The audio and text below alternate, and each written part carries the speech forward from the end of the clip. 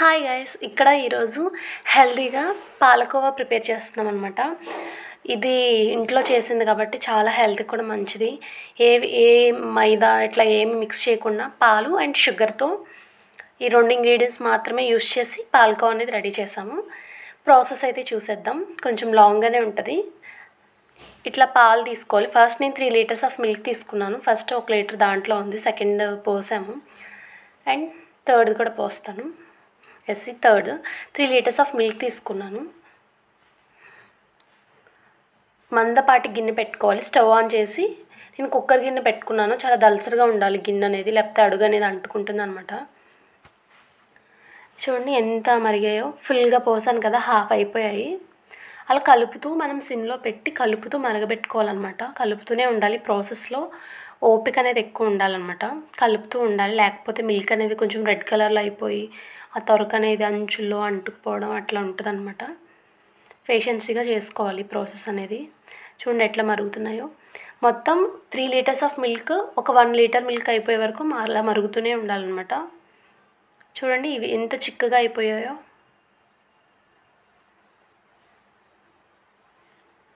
ఇలా థిక్గా అయిపోవాలన్నమాట మిల్క్. చూడండి ఈ విధంగా ఇలా వచ్చిన తర్వాత లీటర్కి ఒక పావు కేజీ చొప్పున 3 లీటర్లు మిల్క్ తీసుకున్నాం కాబట్టి 3 పావులు షుగర్ అయితే యాడ్ చేసుకుంటున్నాను. ఇక్కడ నేను ఒక పావు లీటర్ గ్లాస్ తీసుకున్నాను. సో నేను దాంతో 3 గ్లాసుల పంచదార అయితే నేను యాడ్ చేసుకున్నాను. పంచదార యాడ్ చేసిన తర్వాత మళ్ళీ కొంచెం పాకం వస్తుంది కదా, షుగర్లో ఉన్న వాటర్ అంతా వచ్చి పాకంలాగా కొంచెం లూజ్ కింద ఉంటుంది అది పాలకోవా అనేది. సో మనం మళ్ళీ దాన్ని కూడా దగ్గరగా వచ్చేంత వరకు మరగబెట్టుకోవాలన్నమాట. కొంచెం అది బాగా దగ్గరగా అయిన తర్వాత లైట్గా తీగలాగా రావాలన్నమాట. అప్పుడు మనం ఆ కన్సిస్టెన్సీ వచ్చిన తర్వాత కోవా అయితే ప్రిపేర్ చేసుకోవాల్సి ఉంటుంది. ఇట్లా మనం గరిటెతో కలుపుతూనే ఉండాలన్నమాట. ఈ ప్రాసెస్ అంతా కలుపుతూ ఉండాలి. చూడండి ఇట్లా రావాలన్నమాట కోవా అనేది. ఇప్పుడు చెక్ చేసుకోవాలన్నమాట, ఇది తీగలా వస్తుందా లేదా అని చెప్పి. ఇంకా కొంచెం రావాలి, కొంచెం వాటర్ కనిపిస్తుంది కదా పైన తెల్లగా బుడగల్లా వస్తుంది, అట్లా రాకూడదన్నమాట. అట్లా మంచిగా కలుపుకుంటూ ఉండాలి. నోట్లో వేసుకుంటే కరిగిపోయేలా ఉంటుందన్నమాట. పిల్లలకి కాదు పెద్దవాళ్ళు కూడా టేస్ట్ చూడొచ్చు, చాలా బాగుంటుంది అనమాట. పిల్లలకి నేను స్నాక్స్ బాక్స్ కోసమని చేసుకుంటున్నాము. చూడండి ఇంకా కొంచెం వాటర్ అయితే ఉంది, ఇంకా దగ్గర పడాలన్నమాట. ఎంతో ఈజీగా టేస్టీగా చాలా బాగుంటుంది, కానీ కొంచెం లెంతీ ప్రాసెస్, ఓపికగా చేసుకోవాలన్నమాట. కొంచెం కష్టపడితే పిల్లలు ఒక 10 డేస్ అట్లా మంచిగా ఎంజాయ్ చేస్తారు వీటితో. చూడండి ఇంత దగ్గరికి రావాలన్నమాట. నాదైతే రెడీ అయిపోయింది. చూడండి కొంచెం వైట్ కలర్ అయితే తగ్గిపోయింది కదా, పాకం కంప్లీట్గా కరెక్ట్గా వచ్చేసింది. ఇప్పుడు మనం దీన్ని స్టవ్ ఆఫ్ చేసేసి ఒక పళ్ళెంలో వేసుకోవాలన్నమాట ఇదంతా.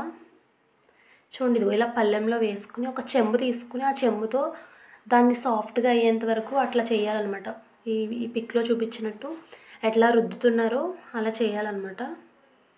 పాలకోవా అంతా ఆ వేడి మీద అలా చేయాలి. అలా రుద్దుకుంటే సాఫ్ట్గా వస్తుంది అనమాట. కోవా అనేది గరుగ్గా లేకుండా చాలా సాఫ్ట్గా ఉంటుంది. ఇలా చేసుకోవాలి. వేడి ఉన్నంతసేపు మనం ఇట్లా చేసేసుకుని అదనేది కోవా అనేది పోగు పెట్టుకోవాలి. ఒకవైపుకి మంచిగా కలెక్ట్ చేసేసుకుందాం. మొత్తం ఒకవైపుకి కలెక్ట్ చేసేసుకుందాం పళ్ళెంలో ఉన్న కోవా అంతా. కలెక్ట్ చేసుకున్న తర్వాత మనం రౌండ్గా బాల్స్లా చేసుకోవాలన్నమాట.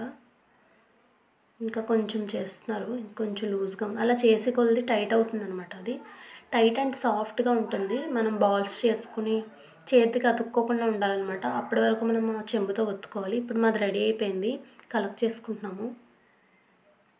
ఇలా కలెక్ట్ చేసుకున్న తర్వాత మనం రౌండ్గా బాల్స్ లాగా చేసుకోవాలి. మనకి ఎంత సైజు కావాలో అంత సైజు బాల్ తీసుకోవడమే. చూసారు కదా ఇంత అయింది. ఆ 3 లీటర్స్ తీసుకుంటే ఇంత అయిందనమాట. చూడండి ఈ విధంగా చేతికి నెయ్యి అప్లై చేసి ఇలా రౌండ్గా బాల్స్లో అయితే రెడీ చేసుకోవాలి. దాని మీద పాలకోవా మీద ముద్ర ఉంటుందన్నమాట. దాంతో అట్లా ట్యాప్ చేస్తే దాని మీద ఉన్న ప్రింట్ ఆ పాలకోవా మీద వచ్చేస్తుంది. ఇలా అన్నా చేసుకోవచ్చు. ఇది అవైలబుల్గా లేకపోతే మనం 2 ఫింగర్స్ తీసుకుని ఆ ఉండ మీద ప్రెస్ చేస్తే మన ఫింగర్ ప్రింట్ అనేది దాని మీద పడుతుంది. అట్లా కూడా చేసుకోవచ్చు. నేను 2 చూపిస్తాను. కొన్ని ఇట్లా కొన్ని అట్లా చేసాం మేము. ఇట్లా చేసి ఆ స్టాంప్ వేస్తే చాలా నీట్గా కనిపిస్తాయి అన్నమాట. ఇట్లా రౌండ్ బాల్ పెట్టి ఇలాంటి ముద్ర ఉంటుందన్నమాట ఫ్లవర్ లాగా. అది పెట్టి అట్లా ప్రెస్ చేస్తే మనకి రౌండ్గా ఆ ప్రింట్ అనేది పడుతుందన్నమాట. అంతేనండి, చాలా ఈజీగా చేసుకోవచ్చు. అది మనకి కరెక్ట్ కన్సిస్టెన్సీ రావాలంతే. చూడండి ఎంత బాగా వచ్చాయి, చాలా పర్ఫెక్ట్ మంచి కలర్ వచ్చాయి అండ్ చూడడానికి చాలా ఎమ్మీగా ఉన్నాయన్నమాట. ఇప్పుడు నేను చేతితో చేసినవి కూడా కొన్ని చూపిస్తాను. ఇదిగో చేతితో చేసినవి ఇలా ఉంటాయన్నమాట. మన ఫింగర్ ప్రింట్ పడుతుంది. అట్లా చేసుకోవచ్చు, ఇట్లా 2 విధాలుగా కూడా చేసుకోవచ్చు. అంతే అండి. వీడియో లైక్ చేయండి మర్చిపో